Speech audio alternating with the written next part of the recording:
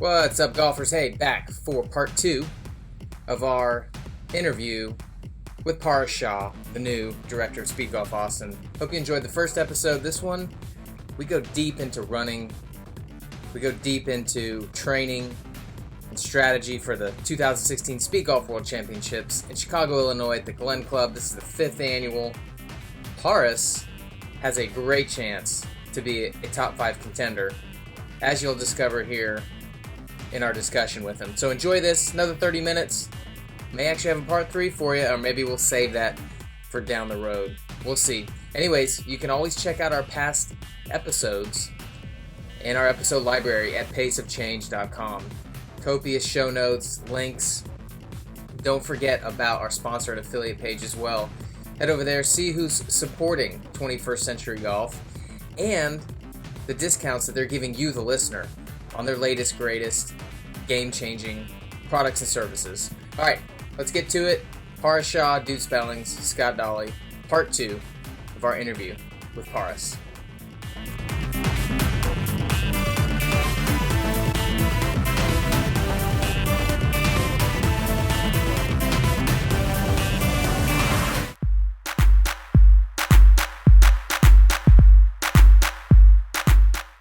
How are you guys both individually tapering in preparation for being your best and most ready at the World Championship? My summer, it's pretty hot in Austin, and I'm constantly running. Over the month of August, I took it a little bit easier. I was probably running 35, 40 miles a week, just because I kind of knew I wanted to have a big September, a big 4 or 5 week build up before the World Championships. And then also, there's a couple of really good races in Austin. I run every morning at 5:15 with my buddies that I've run with for a long time. What are your running accolades and achievements? They're not very good. One of my favorite races I've ever run is Moe's Half Marathon in San Marcos last year. Kevin and I went up there and we finished 1-2. Some of my best achievements are honestly probably just guys that I've seen run. I've seen at LSU there was just a bevy of Olympians walking around. This is one of the most storied programs in the country's history. So I was good enough and fortunate enough to spend some time there. But I think that the really fun stuff. There's so many good races in Austin that we like to hop into and try to win or try to be really competitive at. There's also a lot of really good runners in Austin, but there's a great race at the end of October, or beginning of November this year, November 6th, for Gilbert Tuabonye is one of I've been friends with Gilbert for 15 years now, and Gilbert runs a nonprofit called the Gazelle Foundation, and they provide clean water in Burundi. And he puts on a big race called the Run for the Water. It's one of Austin's biggest 10-milers. So I kind of decided, at the beginning of September, that'll be my first fall race for this year. They've had some just awesome runners win in the past. David Fuentes, who was just a U.S. mountain running part of the gold medal team out there in Bulgaria, and he's a Olympic trials marathon qualifier. He's won. I think last year Austin Bussing won, who was was 10th or something or so at the U.S. Steeple Olympic trials. I don't remember if Derek York won or not. Derek York was a very good runner in Austin. He was an elite triathlete for a while. Horace, I think you're selling yourself short. I wanted to say, man, let the listeners need to understand, you are selling yourself short. What we're trying to do is paint a picture for the listener. Okay, so just what's your fastest 5K time? Man. Here's the thing I think people don't understand about running. And this is why I don't even like to talk about times. And that's that the reality of running, right, it's at an elite level, is that there are what I would consider good is this, and this is why I won't even mention times, because what I think is good is I would say a good 5K runner, like a national class runner, runs 13:45 to 13:50.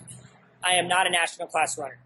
I would say in my absolute fit, put it this way: when I get to the World Championships, I hope that I'm in 15:30 to 15:45 or faster for 5K, somewhere around there. If you are, but your PR is lower than that. It is, but the kicker with me is that like I said, I really don't like to talk about times. The reason I don't talk about times is because there are so many good runners that even I run with every morning that would just absolutely blast me. I get it, man. It's like it's like these guys that come out and play in the skins game and they shoot 66, 67 or 63. And people think that they are. You're the one shooting 67. They're the ones shooting 63. Is that what you mean? No, we had a guy come out and shoot actually 62, but a champion tour player. Right? He was phenomenal. Yeah, I get it, right? So, a guy comes out and shoots 68. People think, oh, wow, you should try to go on tour. Yeah. When the reality is he's really probably about 7 shots too bad to even try to be on tour. Yeah. Or just because you can shoot a number doesn't mean that qualifies you to be able to do everything required to play golf at that high of a level for that long of a period of time. And I get how running it's similar, right? But that's what I think about. That's what I think. Like, I run with some of Austin's best runners every morning, and I watch them do workouts and tempos that are mind blowing. That are just mind blowing. I mean, I run with a guy, Mark Pinellas, a really good buddy. He ran at UT. Just a couple of weeks ago at Zilker Relays, he ran a 2.5 mile leg at something like 13:40 5K pace. He was, and Mark, is a guy who just won the Bun Run this past week, and I've watched him run a lot of miles this summer. So that's why. That's the thing about running, and I think the same thing about golf, and that's why I think speed golf is so good. And exactly what you said, like I played with some absolutely phenomenal golfers who, I mentioned Marcus at the beginning. Marcus is a great player, right? Marcus has he played speed golf yet? He has not, and I've seen him go through a running phase before. He should, but Marcus is one of those guys that's so good and so talented, but there's 100 of them. I played with some guys. I was telling Dude at Bluebonnet in the skins game 3 weeks ago, right? And I show up and I'm playing, and all 3 guys are like, oh yeah, we're mini tour players, right? One guy shoots 63, one guy shoots 65, the next guy shoots 66. And I was like, oh, so how are you guys doing on mini tours and all that? Not one of them had cashed a check in a year, besides some checks that they broke even on. Let me just say this, because I think those are the very people that could be attracted to speed golf as an alternative, because I think at some point it kind of becomes clear, like, wait a minute, this dream may not happen. Like, I had high hopes, but I think people get to that point where they start thinking, and they start realizing, because everybody has to, only maybe 2 or 5 out of every 100 people on mini tours are gonna go past that. You know what I mean? Yeah, and I think that's the harsh reality of golf. And golf in a lot of ways is like running, where, your real peak in golf is 28 to 32. If you go look at some of the best runners in the world, most of their times are run between 28 and 33, 34, right? Because you just get the longer distances. And the hardest part about that type of running is that you've got to have support, financial support from 22 to 28, 29. One of my old teammates at LSU, Jamal James, is a great example of this. He is a 145 or 146 800-meter runner, kind of on the cusp of being a world-class runner. He must have been a senior when I was a freshman, so 5. He was probably right around 29, 30 right now. Probably just kind of hitting in theory, his athletic capacity or his peak. And he posted about, it's difficult for even him, who is one of Trinidad's best 800-meter runners and a guy who could legitimately make the 2016 Olympic team or 2020 Olympic team, how hard it is for him to find financial support. And I think that's why you have, and golf is the same way. You've got to find a way for someone to foot the bill. If you can't foot the bill from 22 to 28 until you're, physically ready and emotionally ready to play good, high quality golf. And that's a really, really big big thing that a lot of people have to realize. And I think that a lot of this mini tour stuff is, it's great for one or two guys on the tour, and it's good for the guy that owns the mini tour. But it is not good for most of those guys. I've seen some of those entries at $1,200, $1,100, $1,500, and the 100 guys sign up for the field, right? So that's $100,000 in gross cash, and the winner gets 25 grand for it, right? And it pays 15 deep. Well, I want to know where the other 50 grand went. And the golf course for 3 days to shut it down, maybe that cost you 15 grand, 20 grand. You're still missing 30 grand, right? So if I own the mini tour business is really good for me.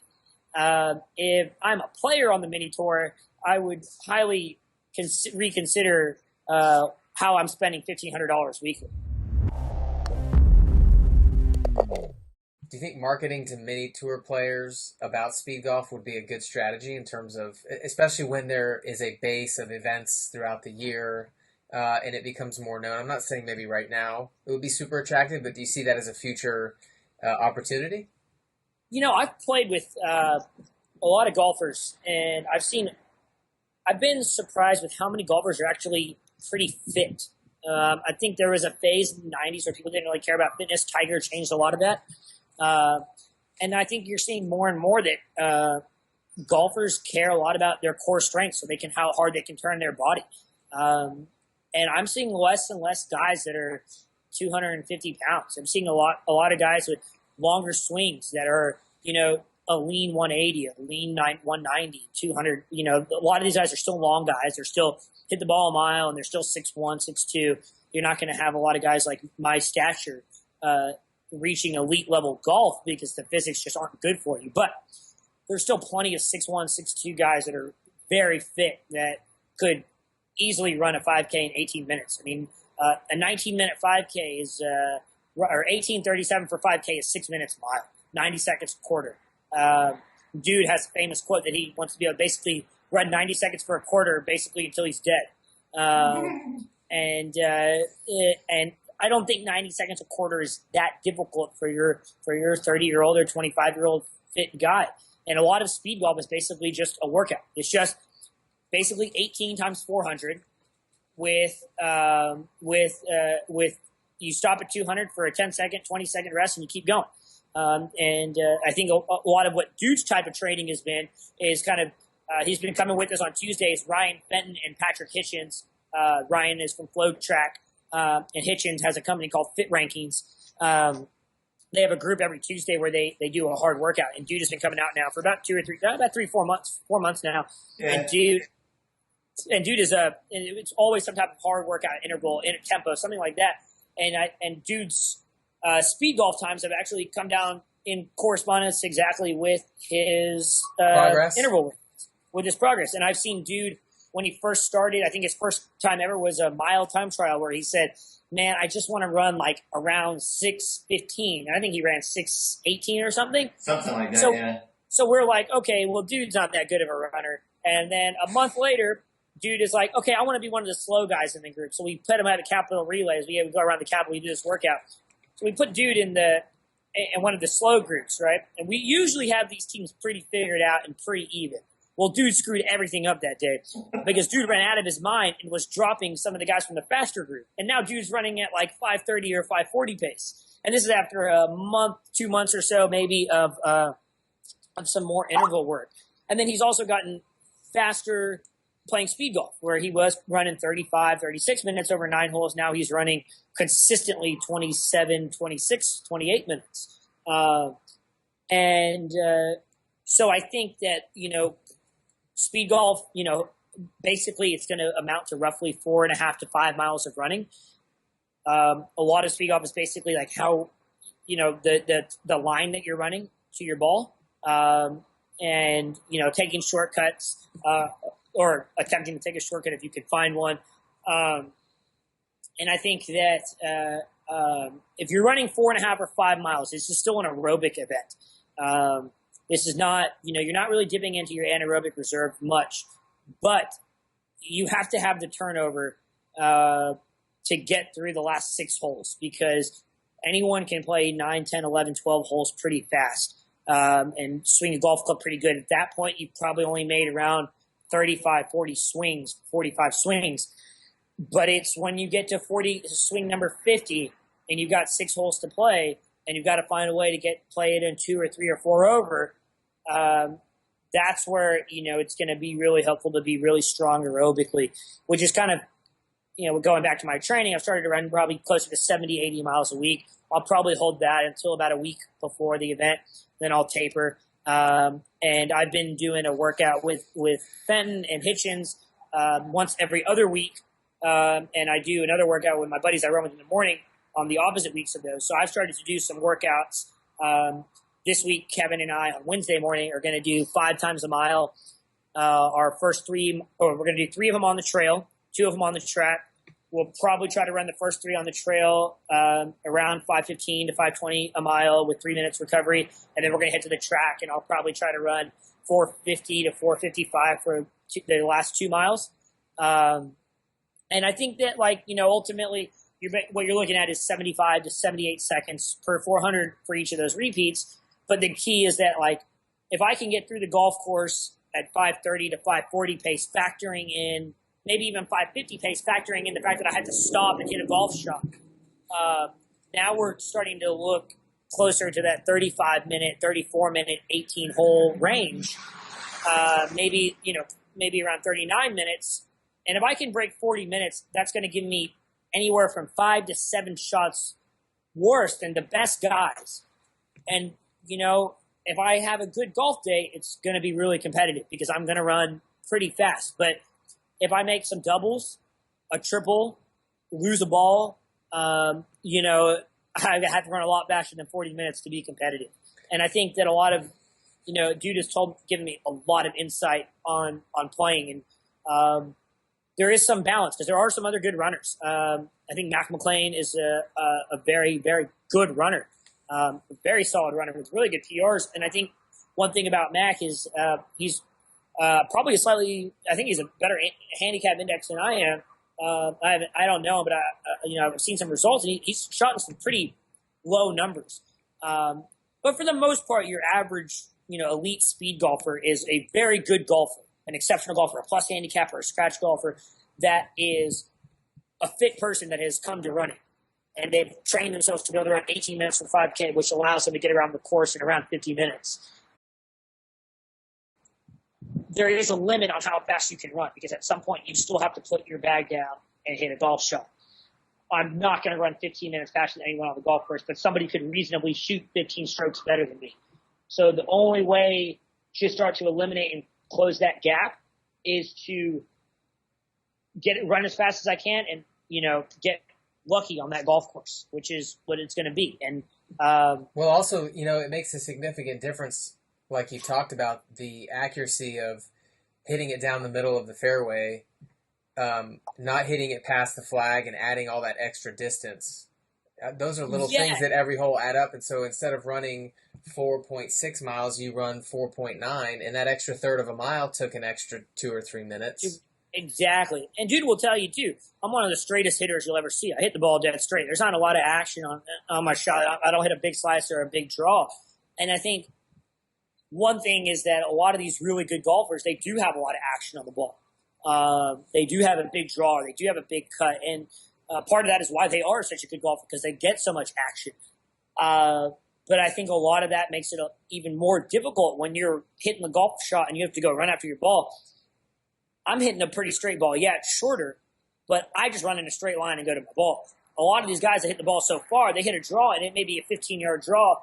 Well, now they've got to run a better line. They've got to run a really accurate line. I think those little tangible differences, we even see it in our GPS data. Dude has recorded, or Scott, who plays with us in the mornings, has recorded anywhere from 1.9 to 2.2 miles. And this is on a 9-hole, 3,000-yard track where there's very little variance for maneuvering. And it's little things like there's a downhill par 3, number 5. Dude and the other guys, they go right every time. I actually go left and I jump over this little creek. And in doing so, I save probably around 100 meters, which is 20 seconds. Then on 6, there's an option to take the car path around or cut through the forest or cut through these little woods. And if you cut through the woods, you actually probably save another 30 seconds. On 9, going up the hill, the path that you choose to take going up the hill, if you're on the cart path versus on the grass is a little slippery. It's a super steep hill. So I've noticed that if I take the path, I probably get 10 seconds there or 8 seconds there versus taking the grass, which makes it a little bit harder to catch some traction. You're more likely to slip, especially with the morning dew. So I think a lot of these things kind of factored in. They compound themselves over 18 holes. It doesn't seem like a lot at the time that you're hitting the shot. It doesn't seem like a lot at the time that you're making the run. But at the end, you're like, whoa, I ran an extra quarter mile unnecessarily. And in a game like this where a quarter mile is almost 2 minutes of running or 90 seconds of running, which is basically call it 2 shots. Now, I've not only got to play good speed golf, I've got to play better golf than them. Now I've got to either run 2 minutes faster or shoot 2 shots better. And if I played with you, Scott, if we played 100 rounds, I would beat you 1 out of 100 times. You would have to blow up, and I'd have to play good golf, and I'd beat you. That's going to be the case with all those guys that are, Ari Crum, Tiger Woods' teammate. If I play with Ari 100 times, I'm going to beat him 1 out of 100 times. That's probably the real odds of me beating him. But if we run 5K, I'm going to beat him the same. I'm going to beat him 100 times out of 100 or 99 times out of 100. The key is how many. I'm not going to beat him over 5K by 5 minutes. But he could beat me over 18 holes by 15 shots. Well, again, let me interrupt you, dude. I think you might agree. I'm thinking about your round and maybe a strategy that you might have at the World Championship, because there are plenty of par 4s that for the longer hitters are either reachable or almost reachable. So for me, those are par holes for you. And if you can make 12 bogeys, like you said, if you can make 12 bogeys and 6 pars, keep the mistakes, keep the doubles out of there, that's 84. And if you can do 84 in 40 minutes, that's 124. And if you can break 250, I shot 250 last year and finished second. So I would guess this year it'd be a little bit lower depending on the conditions. But if you can break 250 for 2 rounds, you're going to finish in the top 5 no matter what.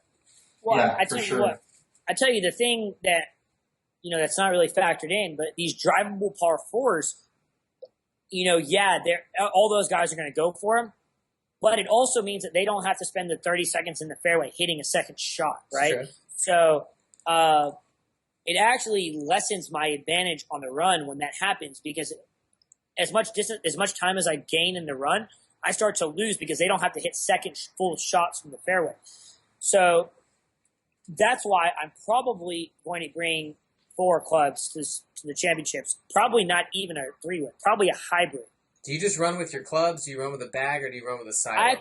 So I have a kid's bag, and I tell you why, because I can put some golf balls in there. That's a good idea. So I'm probably going to wear running shorts, so I'm going to maximize. I'm going to wear racing flats. This Thursday will be my first time I've played speed golf in racing flats. I've been playing in normal training shoes. I'm going to play in some racing flats that are going to weigh probably 5 or 6 ounces. You're gonna run faster, and I'm going to run a lot faster. Yeah, you're gonna run fast. I can tell you right now, you're gonna run faster. Put it this way: in the we ran a marathon relay. Some of us from our group on Tuesday ran a marathon relay 2 weeks ago. Some of us from Raw, and in our marathon relay, I ran a 4-mile leg, took a 30-minute break, and ran another 4-mile leg. My first leg was in training flats. My second leg was in racing flats. My second leg was faster than my first leg, and it was about 12 degrees warmer. So racing flats are going to make a massive difference, and And the good thing about racing flats is that I'm going to be not just faster, but I'm going to be significantly faster as the round progresses, because I'm not going to be carrying those 13 or 12 pound racers. And as long as it's not wet out there, I'm not ultra worried about putting all that. Wet. Well, I think from what I've been told, I should be teeing off around 9 or 10 a.m. And at 10 a.m., 9:30 a.m., it should start to dry up. It should dry. As long it may rain, I can't prevent the rain. But if it rains, it's rain for everybody. Honestly, if it's raining, there's a chance I may play barefoot, which is another thing I've thought about. depending on the course. I'm actually going to be flying in on Sunday night, so Monday morning my first round will be blind, which I've kind of thought about. Dude advised against playing blind. In a lot of ways, playing blind may be even better for me, though, because a lot of times I start to I'm pretty analytical, and I start to think, oh, look, it's a 340-yard par. In a lot of ways, it's better just to go up, hit a golf shot, and move on. So it kind of goes back to less thinking. But I think that less thinking will be way better for me, especially if I show up and I'll probably take a golf cart around the course just to get a little quick peek at the first 9 holes or something. Or just run it. You don't have to play speed golf. Just go out and run the course. Exactly. I can go out there and jog. Yeah. Jog at 7 a.m. and get ready to go. But when it's game time, it's 5 miles of running. I'm treating it like a running race. And I'm playing golf. I know a lot of guys treat it like a round where they happen to be running. But because of my disadvantage in my handicap versus the field, I'm treating it like a race. I'm going to try to finish as fast as possible and hope that the golf gods are with me. I like that distinction, man. I mean, that there really is 2 different ways. There's more than 2 different ways, but there's 2 main ways to envision playing the round. One is you're playing golf. The other is you're racing. And I wouldn't say that your handicap puts you at a big disadvantage from the rest of the field. It puts you at a disadvantage from the top 5 for sure. But Scott, you can correct me if I'm wrong, but there's some elite guys that are 6-8 handicap, aren't there? Yeah, well, look at Rob Hogan. I think he's totally willing to sacrifice. He could shoot. If he played slower, I really believe he's got the golf game. Absolutely. He could shoot even par. He could shoot, in the mid-70s or low 70s, but he typically comes in with a high 70s or low 80s score because he's running a race. And he understands he's going to miss some of those shorties because he's going so fast. And, I think he's willing to accept that because he knows he can run it in 40 minutes. And no matter what, he's going to be in the mid-120s to mid-110s pretty much every time he plays. From the aerials I've seen of Glen Club, I didn't see anything that looked too tricky from hole to hole. Pretty much green to the next tee box is just there's a sign and it should be.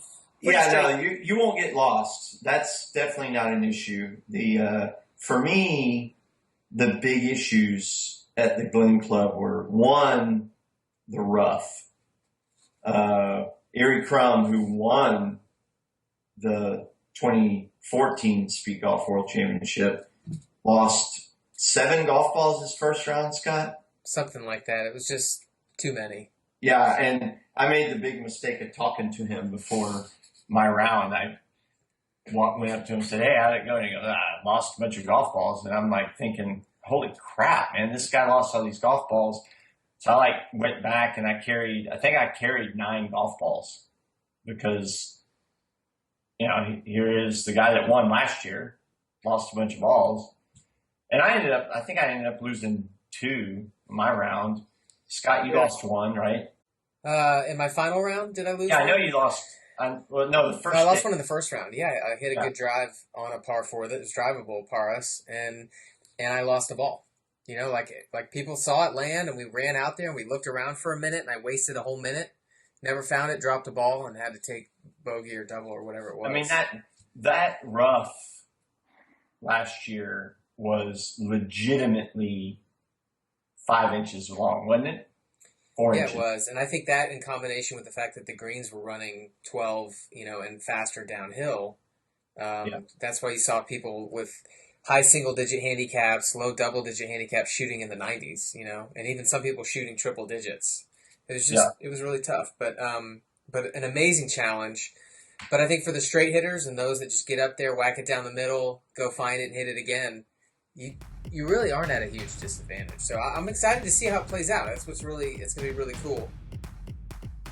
All right, everybody, episode 34 in the books, part 2 with Par Shah. Hope you enjoyed it.